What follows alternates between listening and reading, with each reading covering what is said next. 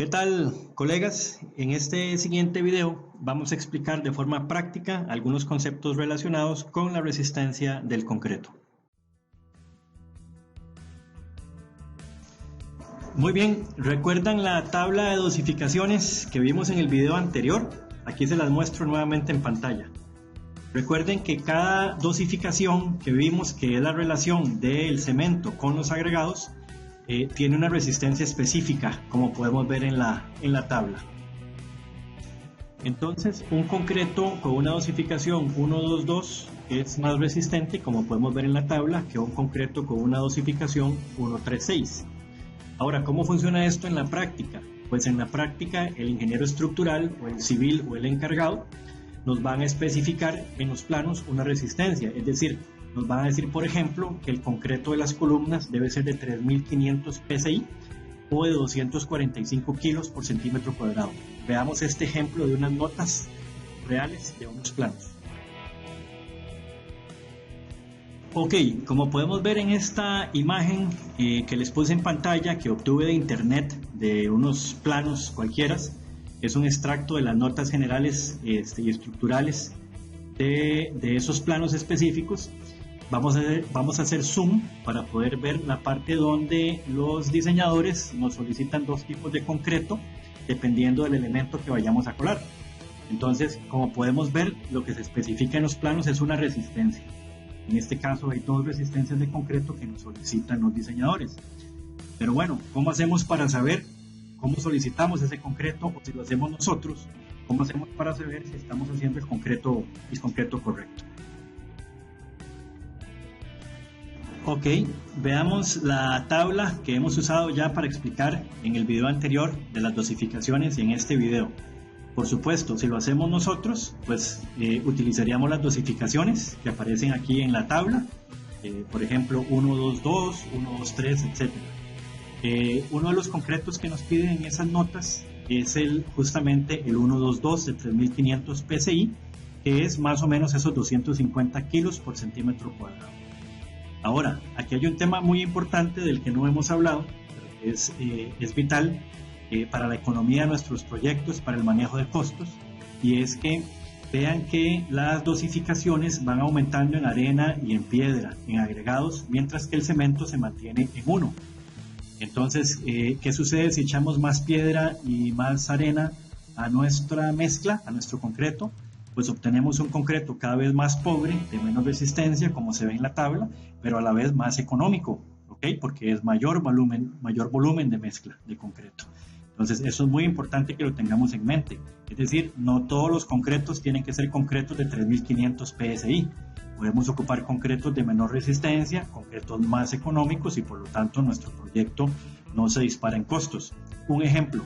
En casas, el concreto del piso puede ser de una menor resistencia que el concreto de las columnas, ¿ok? Entonces eso nos ahorra dinero porque estamos haciendo un concreto más económico, es decir, un concreto que tiene más arena y más piedra por saco de cemento. Eso es muy importante que lo tengamos presente.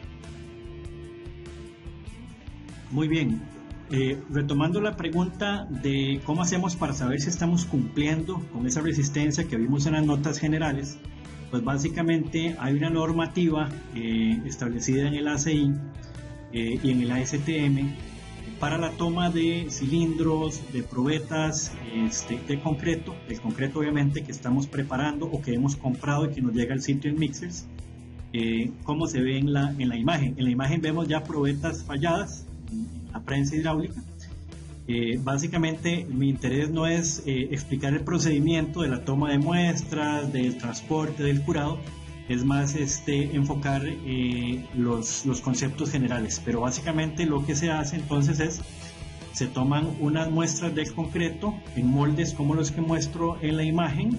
¿Quién lo hace? Pues en mi experiencia es mejor que lo haga personal calificado de un laboratorio de materiales, con quienes se coordina para el día de la chorrea o el día que va a llegar el concreto a la obra, y ellos llevan los moldes como los que les muestro en la imagen y preparan una cantidad específica de muestras.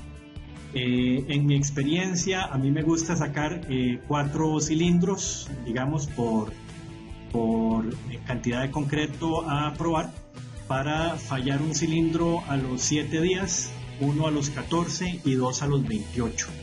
Recordemos que a los 28 días es cuando podemos saber si el concreto alcanzó o no alcanzó la resistencia especificada.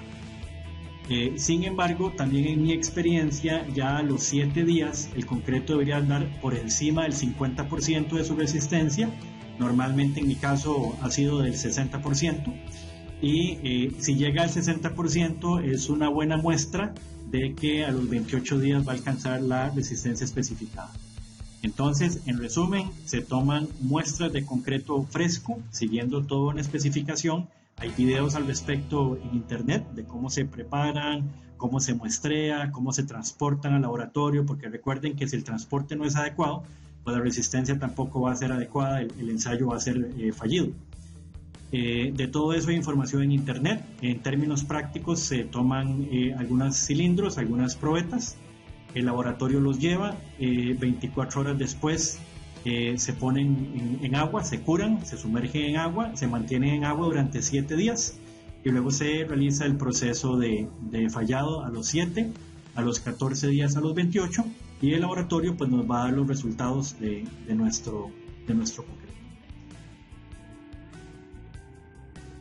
Muy bien, aunque la idea de este video no es mostrar el procedimiento de confección de los cilindros, por acá me encontré en internet de unos buenos amigos mexicanos un video que podemos ver una parte, un extracto, para ver cómo se realizan las muestras.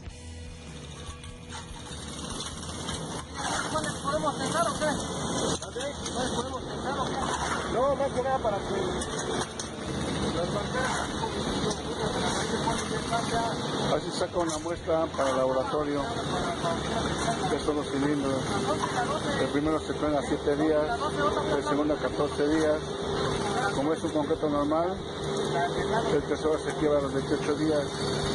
En dado caso en que no cumpla con la resistencia, se truena el cuarto.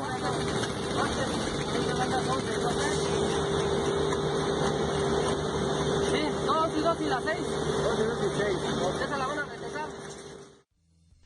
Muy bien, acá podemos ver cómo ellos trajeron concreto fresco en el carretillo, tenían los 4 moldes listos. La persona se ve que es una persona calificada, van llenando los 4 moldes, emvarillándolos con esta, no es un pedazo de varilla de construcción, es una varilla con una punta redondeada, especial para realizar la prueba. Tienen su mazo, llenan la primera capa, los cilindros se llenan en 3 capas. En fin, hay todo un procedimiento estandarizado por la ASTM para realizar estos cilindros. Empieza en la orilla y acaba en... Tanto de venimiento como a sacar muestra, ¿ah? ¿Cuánto mide el cilindro? 30 centímetros. ¿Y de circunferencia? ¿De qué? ¿De ancho? ¿De diámetro? 15. Diámetro, perdón, sí. Y por fin la varilla, ¿como cuánto mide? Mide como 70 centímetros, ¿no? No, que se pase como de 40, como de 60. Muy bien, acá podemos ver cómo la persona en el video tiene casi llenos los cilindros o casi listos, con las 3 capas que les comenté, y prepararon 4 porque, como ellos explican, lo ideal es fallar uno a los 7, uno a los 14 y uno a los 28, y como dice la persona en el video, en caso de que no dé, pues fallar el otro. Mi recomendación es fallar los 2. Por un tema estadístico, es mejor tener 2 muestras que una, para tener más claridad de cómo anda la resistencia.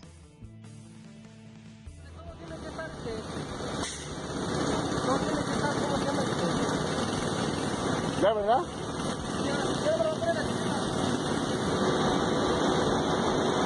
Tiene cada papelito. Clave de obra, elemento.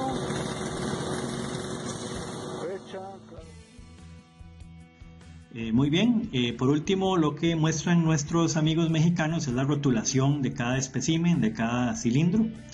En el papelito pues dice la resistencia del concreto especificada, el elemento, por ahí decía trave de concreto, la fecha obviamente, etcétera. Y luego esos papelitos los colocan encima de cada cilindro. Los cilindros se deben dejar quietos por lo menos 24 horas en un lugar con las condiciones climáticas ideales, en sombra, tapados, para luego recogerlos al día siguiente para curarlos, como ya explicamos, y llevarlos apropiadamente al laboratorio. Muy bien, espero les haya gustado. Entonces, en resumen de este video de conceptos generales, pues lo importante es que sepamos que cuando tenemos una chorrea o una colada en nuestro proyecto, donde se ha especificado una resistencia, pues es mejor estar seguros de que estamos cumpliendo con la especificación, sacando cilindros, tratándolos adecuadamente para posteriormente fallarlos. Mi recomendación es que usen un laboratorio especializado, una persona que sepa hacer los cilindros, que sepa cómo manipular el concreto, para que tengamos datos correctos y entreguemos un proyecto de muchísima calidad. Una pregunta que siempre se hace y que siempre me hacen es cuántos cilindros dependiendo de cuánto concreto vayamos a colar. En apego estricto a lo que indica el ACI-318M-19, el concreto endurecido se evalúa justamente realizando muestreos de concreto de cilindros de 15 por 30 centímetros de medida, de diámetro y altura, 15 por 30 centímetros, como ya explicamos antes, o por cilindros de 10 por 20 centímetros. La norma dice que al menos 2, o sea, pueden ser más, pero con 2 aparentemente es suficiente. Y viene toda una regulación, como ya dijimos, de ASTM en cuanto a la manipulación, al curado, etc. Con respecto a la frecuencia de cada cuánto se debe hacer, pues en pantalla les dejo esta imagen, este texto, este extracto, en donde dice que abajo al menos una vez al día, al menos una vez cada 110 metros cúbicos de concreto, o al menos una vez por cada 460 metros cuadrados de superficie o de losa o de paredes. Eso es lo que dice estrictamente el ACI. En esto, de nuevo, para mí prima mucho el criterio del profesional. Lo importante es que testeemos el concreto, que hagamos la prueba de revenimiento y las demás pruebas que nos garantizan un concreto de calidad, sobre todo si estamos comprando el concreto. Es muy importante. Espero estar ampliando estos temas en próximos videos. Vamos a hacer un video también explicando más temas sobre el cálculo de las mezclas de concreto con la resistencia mínima requerida utilizando la desviación estándar. Eso lo haremos en el siguiente video. Les pido que se suscriban a mi canal. Muchísimas gracias por ver este video.